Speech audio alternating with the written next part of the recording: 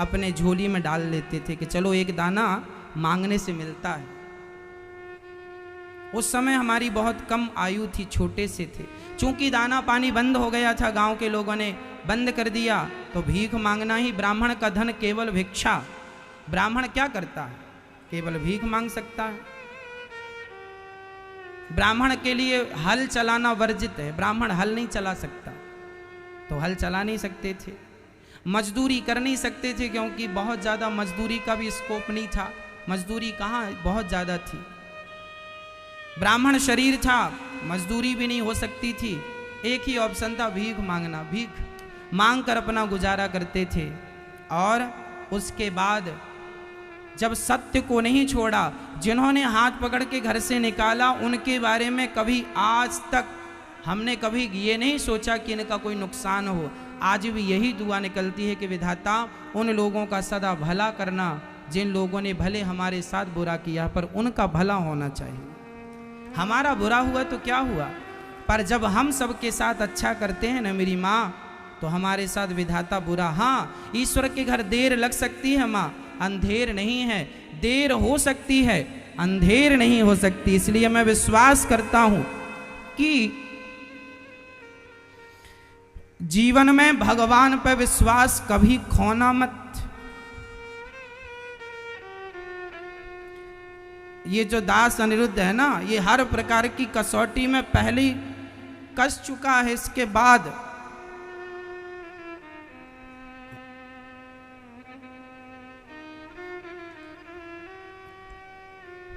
विधाता ने मुझे यहां बिठाया है आपके लिए।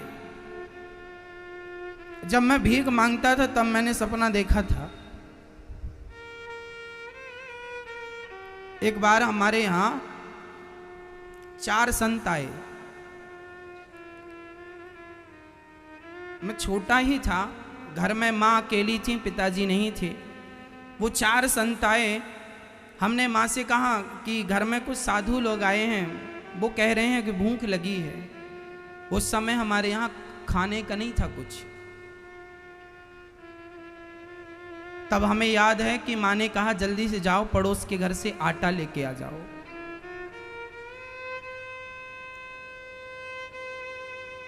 तो हम आटा लेके आए।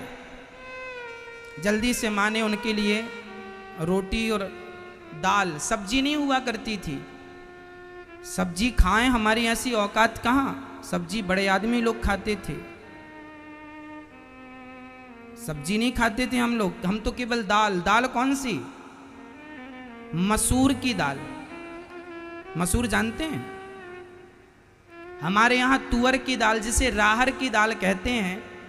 राहर की दाल तो मैंने पहली बार तब खाया जब अपने गांव से बाहर निकला। 2006 के बाद मैंने राहर की दाल खाई। राहर की दाल भी होती है ये मुझे पता चला बाद में, जब मैं 2006 में बाहर निकला। क्योंकि सारी जिंदगी मसूर की दाल इसलिए खाते थे क्योंकि वह गांव में वही होती थी। चने और मसूर होती थी, तो या तो चने की दाल बनाया करती थी माँ, या तो मसूर की दाल। राहर की दाल क्या होती है नहीं जानते थे। बाद में 2006 के बाद राहर की दाल खाई। अच्छा, ये राहर की दाल ये होती है। इस हर स्थिति में, हर परिस्थिति में विधाता कसौटी में कसते गए, लेकिन मैंने अपना विश्वास, अपना धैर्य कभी नहीं छोड़ा।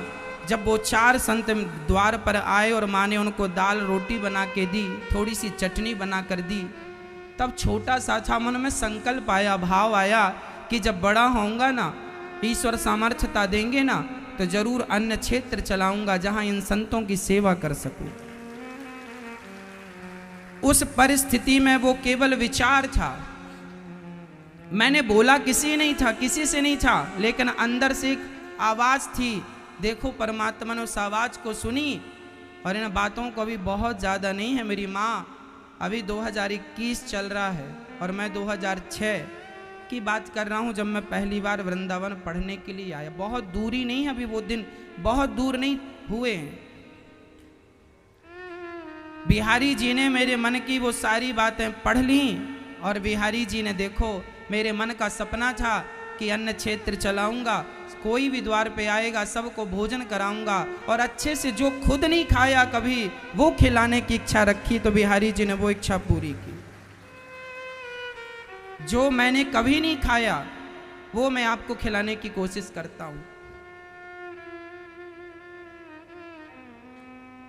मैंने जलेबी तो सुनी थी, वृंदावन आके इमरती पहली बार सुनी कि इमरती भी कुछ खाने की चीज होती है। बहुत कुछ, केवल सारी जिंदगी दाल रोटी और चावल इसी से गुजर रहा था। खाने की इतनी सारी चीजें होती हैं